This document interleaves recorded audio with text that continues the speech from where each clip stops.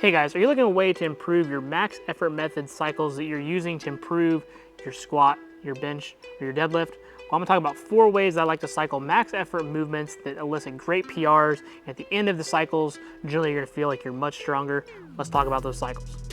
Hey there, Brandon Smitley here from Thirst Gym, and today we're gonna talk about some max effort cycles to help your squat, bench, and your deadlift. Really quick to recap, the max effort method is lifting a weight over 90% of your 1 rep max and performing it from 1 to 3 repetitions. Generally, it's gonna be between 1 and 3. A lot of times you're gonna do heavy singles, especially once you get over that 95% range. It was really popularized by Louis Simmons at Westside Barbell, and he found that if they had 2 days that they focused on incredibly heavy lifting, their max effort days, and then their other 2 days would be their dynamic days, which were essentially lighter and more for speed, that not only were his athletes more recovered, but they got stronger quicker because they were able to give more effort towards their main movements or their max effort exercises they were using. With the max effort method, generally you're gonna find that these exercises cycle, where you're not gonna do the same exercise back-to-back weeks. And the reason this is because your body will accommodate to the stress that you're giving it to. So if you continually try to hit a big single on your squat, for example, which is a regular back squat week in and week out, you're eventually gonna see diminishing returns because your body is just going to adapt to those demands. Where Louis found if you use different cycles and different exercises for those cycles, you can push these out longer and you continue to make progress because you're getting different stimulus to your body in those particular weak points or exercises or areas you're trying to focus on. And then you come back to that other exercise that you're ultimately trying to improve. It should be stronger so long as you're picking the right exercises and you're giving the right amount of effort towards those exercises and they're sequenced appropriately. So today I'm gonna talk about 4 cycles that I like to use with my max effort method.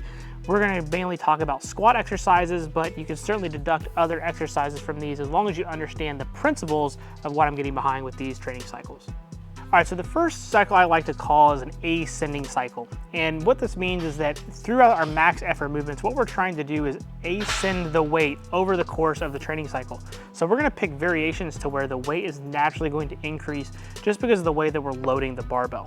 And so for my example that I've gotten written down here, I've got 4 different exercises, and essentially you would run this in like a 4-week wave. You could certainly do each one for 2 weeks if you really wanted to, but essentially your first exercise would be a front squat. It's anteriorly loaded. You usually can't front squat as much as you can back squat or almost any other kind of squat variation. So it's one of the most difficult in terms of what you're able to load.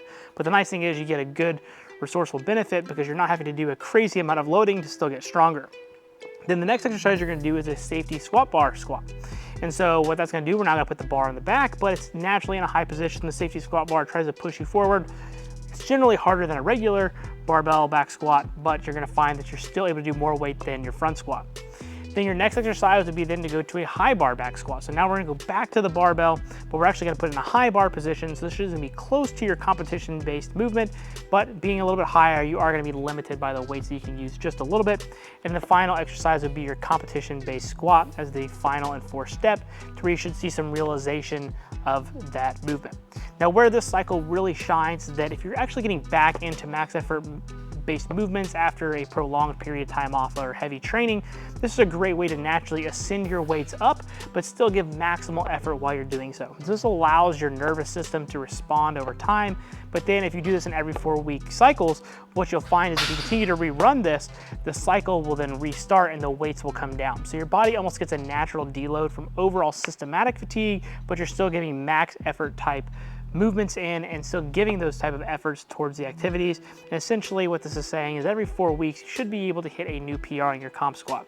Now, not very realistic because you're not going to be able to run that forever, but if you're looking for a way to get back into your main movements, this would also just be a great way to wave your exercises to getting back towards your competition squat based movements. All right, so our next wave that we're gonna do is what's called a descending wave. Now this is just gonna be the opposite of what we talked about. So we talked about the last time about ramping the weights up. Now we're actually going to work backwards. We're gonna ramp the weights down.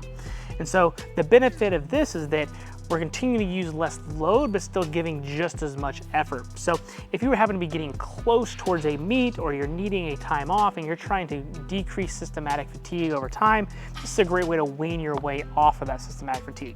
So if we basically take kind of like what we did in our last one and just work backwards, your first main movement or your first week is gonna be your competition squat or a reverse band squat. So if you're not trying to focus on your competition movements, then you can do a reverse band squat. And that's gonna let you handle the most load that you could possibly handle because you're gonna take your main movement, Plus, you're going to add reverse bands, which then means you can handle more load than what you can actually do without the bands. Then you would actually then move towards a box squat. So if we're trying to stay away from the competition movement, this would be close to it, but again, we're still gonna be able to box squat relatively well, but without the reverse bands, we're certainly going to do less, and the box squat might knock that down a little bit more, but again, it's not gonna be our general competition-based movement. Then the next we would move to a safety bar box squat. So now we're gonna use the same motion, but we're just gonna use a harder bar. That's naturally going to decrease the loads again. So again, we're still giving the same amount of effort, but we're focusing on a new movement and ideally a weak spot or something that's gonna be harder than just our regular box squat. And then you could do a front squat, pause squat. So this again would be finding a way to decrease the amount of load that you can do. So just going anteriorly with a front squat, that's naturally gonna decrease it. But if we add a pause, it's gonna make it even harder. So we're really getting far away from that competition movement. And then you can see how the weights continue to shine down. So this is, again, as I mentioned, really great for trying to wean yourself off heavier loads, or if you really know that when you start new training blocks, you're always really fresh, then you can take your heaviest CNS output exercise first, and as the training cycle goes on, you wean that nervous system response off of just sheer load. Obviously, if you're still putting the effort in, it should still be pretty taxing, but clearly what I can front squat, pause squat, is tremendously less than what I can reverse band squat. And so that's gonna allow the body to naturally recover a little bit as the training cycle goes on. And then if you happen to recycle back, then you should be fresh to be able to push another high stimulus, max effort based exercise. So while the ascending and descending look similar, generally you've got different goals that you're trying to get from them depending upon how your recovery is and how you handle that recovery during your normal max effort based work. All right, the third exercise I got here is a specificity-based cycle. And so what this means is that we're always going to use the competition movement to some degree, but we're just gonna change some things in terms of how we load the exercise. So you're gonna essentially back squat, in my case, with all these examples, for all of them. The same thing if you did a bench press or a deadlift. So the first one I've got here is that we're gonna do a box squat versus bands. So you're just gonna do your normal competition-based work on your squat, but you're gonna box squat it against bands. And then we're gonna do it on the next wave against chains. So this should be a little bit easier than the bands. So you might find that you can get more load on the barbell, but essentially we're just going to mix up our accommodating resistance. So we're gonna pick a hard accommodating resistance and then an easy or easier accommodating resistance, which for most people is in chains. Then we're gonna go towards our specificity a little bit more. We're now gonna go towards a box squat. So we're gonna get rid of the accommodating resistance, continue to box squat, but we still got the same general movement there, right? We're just taking the accommodating resistance off and we're getting closer and closer towards the specificity of the exercise, which is the back squat. And then your week 4 exercise is the back squat or your competition squat itself. So as you can see, we continue to drift closer and closer towards the specificity of the exercise. And what that lets you do is hone in towards that exercise as you would approach a goal or a meet or something of that nature. So if you're trying to take max effort movements and try to dwindle them down towards what's going to get you ready for the meet, this would be a specificity oriented goal. So you're going to try to get closer and closer towards the specificity of the exercise as the big date comes up that you need to be able to do that. Obviously in this case you would want to make sure that your last heavy squat's maybe a week or 2 out, but in general you could start kind of general, but you're still keeping the barbell on your back during the whole time in this example. So you're continuing to back squat, but you're just manipulating some of the variables over time so that you get more and more specific, and then you can see the realization of doing all the box squats with the accommodating resistance in this case. So start pretty general, but you still want to have it look like the movement that you're doing, and then you just strip pieces away to get to your end goal based movement. All right, the final wave we're going to talk about here is what I like to call an overload or a wave-based system, and this is a 3-week wave system. And this works really well for those that need variety, but at the same time, they have to be careful with their recovery in terms of the stimulus that they're getting. So the first exercise, you're always going to pick something that can let you do less than your competition-based movement. Generally, it's going to have a high amount of variability, not a whole lot of specificity towards the exercise, but it should be a hard exercise that works well for your movement. So if we're talking about the squat here, I've got the safety squat bar, low box squat as the main movement. So we're going to set our box about 2 inches lower than we normally would, and we're still going to use the safety squat bar. And you can even use a close stance here as well if you really wanted to go down that rabbit hole and get it really, really far away from the specific movement. But the goal here is that you're not going to be able to do a fraction of the weight that you could of your normal competition lift. And so this is going to teach you to grind through hard movements and positions that you're not used to being in, but then again, you're not going to have as much heavy load as like a reverse band or accommodating resistance-based exercise. Then going to the next one, we want an overload-based system. So we're gonna pick a exercise that's gonna actually let us handle more load, and this is gonna try to force our nervous system to respond more. So this is where your reverse band works fantastic in the squat. So you're going with a deficit-based exercise and then an overload-based exercise in terms of our reverse band work. And so that's gonna get that high nervous system output.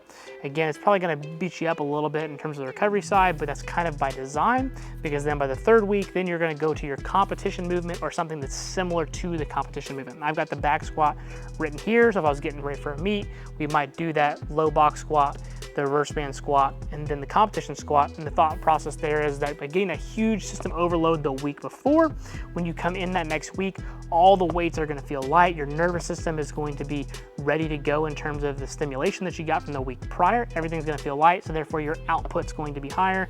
And by having higher output, you should be able to lift more weight. So this is a much smaller cycle. It's only 3 weeks, but if you can do this well and you can cycle this different ways, you don't have to always do the competition movement.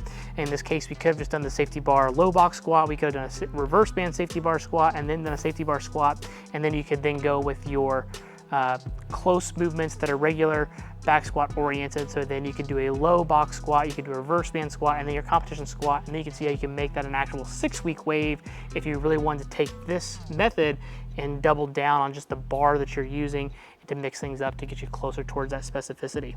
This is one that I've really liked. It's really worked well for me whenever I competed, and I found that I just recovered better, but ultimately every time I went to go get in wraps or came to go get in a bench shirt, it always worked well for me to be able to handle those loads prior to the week that I wanted to be able to hit a big movement. So those are the 4 different waves that I like to use. They all have merit, they all work well. It really just kind of depends upon what works best for you and your recovery style, how often you like to cycle your exercises, how close you like to stay to competition-based movements, or how much variety you like to have. And it also depends on the time of year of your training as well, because that should dictate how much you're using a straight bar versus how much you're not using a straight bar. So give these 4 different methods a try. I'll make sure I have them actually in the description box below so they're easier to see and on the screen as you watch this, so that you have an idea of kind of how the exercises progress throughout the course of the training cycle. All right, that wraps up today's video on the max effort cycles that you can use in your training programs to help you get more out of the max effort method. Again, I just used the squat as an example here. You can still do this with the bench press or the deadlift. So long as you understand these underlying principles, you can kind of plug and chug your exercises just based off of understanding how the cycles work. They should work for all the exercises. I've never had an issue with any of them not working.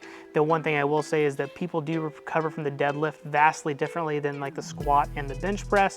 So sometimes the deadlift will need a little bit more recovery. So that's something to keep in mind. A lot of times doing the ascending loading, sometimes by the time you get to the end of it, you might actually feel kind of beat up. So you might have to have some down weeks here and there to allow for some more recovery. But in general, majority of these work incredibly well so long as you make sure that you stick to the principles and make sure you listen to your body and pick the right exercise that's going to work well for you and what you need to address within your max effort work. If you happen to like the video, do me a favor, hit the like button, subscribe, leave me a comment. I'd be more than happy to help you figure out what works well on the other ones if you have any questions, and I'll see you at the next video.